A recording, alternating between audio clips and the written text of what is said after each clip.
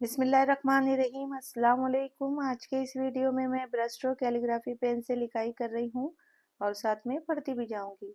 नसीहत नसीहत, तालीम तालीम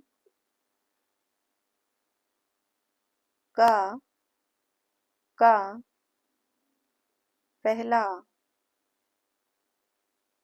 पहला उसूल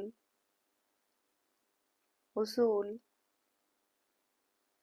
ये ये है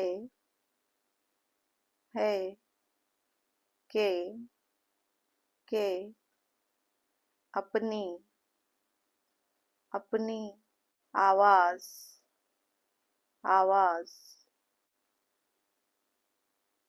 नीची नीची रखे रखे और और अपने अपने